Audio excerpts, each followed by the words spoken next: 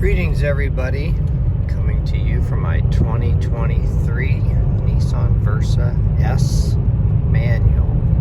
So the S is the base model, and I believe it is now the cheapest car you can buy in the US. The 2024s are of course out now, but I bought mine as a 2023 about 10 months ago. And pricing is similar for the 24s. I don't actually remember which options mine had on it. Do a quick acceleration.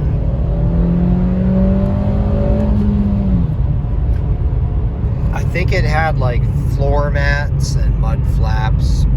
The sticker price was like $17,250 or something like that on mine. And the dealer sold it to me for just under 17. So when you consider what the average new car costs these days, it's an absolutely incredible deal. But one of the most surprising things about this car are some of the features that come standard with it that you would just definitely not ever imagine or expect on a car like this. So one of the features it comes with is automatic high beams. So it has sensors when you put the headlights in auto mode that detect oncoming traffic, and when somebody is coming, I actually have it turned off right now because it's light enough out that the dim lights was fine. But yeah, it will detect oncoming cars, or if you're following somebody, it sees the red lights and it'll automatically dim the headlights. I have had a few cars with a system like that before, and this is pretty much as good as any of them. None of the systems like this are flawless. They all have, for lack of a better word, blind spots. But yeah, overall it works pretty well. I mean, it's just super unexpected on a car like this. Another thing too is this one comes with cruise control, and it actually works very well, especially considering that this is a manual transmission car. It doesn't hold you back if you're going down the hill. It will let the speed keep increasing, but once you're like on level ground on the highway or whatever, or even going up a hill, it does do a fine job of maintaining the speed. I've had cars with manual transmissions that have had cruise control that the speed was all over the place or jerky or whatever. This one, it's totally smooth, and it does a great job. Actually, it doesn't look like I can actually really put the cruise on because this truck in front of me is going way under the speed limit. But maybe I'll just set it here for under the speed limit. There's nobody behind me. Feels like I'm going so slow though. But anyway, yeah, now the other thing it has is it has all 4 power windows, including one touch for the driver. So that particularly, the power windows isn't quite as unusual, but the one touch feature really is. Another thing that it has that was just absolutely unexpected was, okay, so all cars today, I think due to legalities, must have a backup camera. So this one of course has that. But this one additionally has ultrasonic sensors in the rear bumper, which sense objects, and it will actually beep at you when you're getting close. You know, previously something like that could really only be found on luxury cars, but that's standard even in this base model Versa. Another thing that's really noteworthy is the stereo in this thing is really good. it is just so far better than anything you would expect for a base model car. Base stereo, I think only 4 speakers, but it really sounds good. Reasonable bass, just a nice level of tone all around. Again, just super surprising. Not what you would really expect in a car like this. So another thing that's more of a thing that you only really notice while driving is, I'm used to the old economy cars where they're just noisy on the highway. This car, because of the gearing, it does tend to do higher RPMs on the highway, but the sound is pretty well insulated. And there's a really decent amount of sound deadening in this car, so it's actually pretty quiet on the highway, especially considering the price point. I've had several of these Versas. I have driven this several long trips on the highway. There is zero driver fatigue.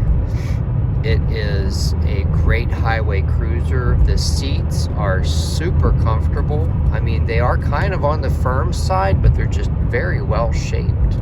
My passenger and I are very sensitive to car seats, and more often than not, we're not going to like a car seat.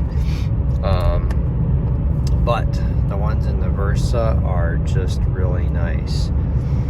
Now, that being said, there are a couple shortcomings. For 20 and 21, the Versa had push button start and power door locks. They got rid of that. You actually have to physically stick the key in the door to unlock it, and physically stick the key in the steering column to start it. They did introduce a problem when they did that. They didn't account for 2 situations. One is where the driver would stall it out, or 2 is where you don't hold the key long enough to start the car. That actually triggers an issue. I've talked about that at length. Check out some of my other videos. It triggers an issue with some power loss. I'm getting ready to merge onto the highway here, uphill. So let's get it into second gear and avoid the trucks. Wind it out a little bit. It looks like we got a lot of traffic going on. That's another thing right there, is shifting at high RPMs. The transmission never misses a beat. I've never really had any issues with the transmission in this car. In contrast, I'm sure Honda fans are going to hate this comment, but every 6-speed I've ever had in a Honda product, like a Civic, has always either had gear grinds or gear lockouts, or just any number of problems, and I'm not the only one. These Versas have all had something weird happen once with the transmission. Like maybe one random grind or something that never happens again. They've all done that. It's just only like when it's brand new, and then after that it's fine. But I mean, overall, the transmission, yeah, it's definitely not the most precise or anything, but it gets the job done, and it does it quite well, so just the little things like that you notice when driving a car that are just well thought out, and the power delivery of the engine. One other interesting thing that's kind of unexpected on a car like this is the engine has 8 fuel injectors, 2 per cylinder, and I think that might be, this is just my theory, let me know if you know, for when the variable valve timing kicks in at higher RPMs. I think it's like above 5,000, maybe 5,200. It does have a little boost of extra power up top of the rev range. I think it may have something to do with that. Looks like this guy is gonna pick up speed going down the hill, so I'll do a little bit of that too, and get past him. So yeah, that's another thing that this car has is, you know, it's also got, for what it is again, a really powerful engine. It's got 122 horsepower. I was able to get an 0 to 60 time under 10 seconds, and that's me not a very good manual launch person. So that's probably what the average person would get. I mean, it's plenty quick for merging on the highway, and yeah, it does a really good job overall. You know, so overall, this is just really an amazing car for the money, for what you get. I think the car is going to last long term. It also comes with a timing chain, not a timing belt, so that's going to be maintenance free for the life of the engine. From what I can tell, they hold up. I think this engine's been used, or a variation of this engine's been used for a while in the Versa and maybe some other Nissan products, and haven't really heard any issues about it. It does not use direct injection. Uses just the old school fuel injection, so I think that'll contribute to no issues with carbon buildup on the valves like you have with the direct injection engines in some cases, not necessarily all cases. But yeah, I mean, I really can't say enough good things about this car. Everybody else seems to be dropping manual transmissions off of their entry-level cars, so there's really nothing else on the market like this with the manual transmission specifically.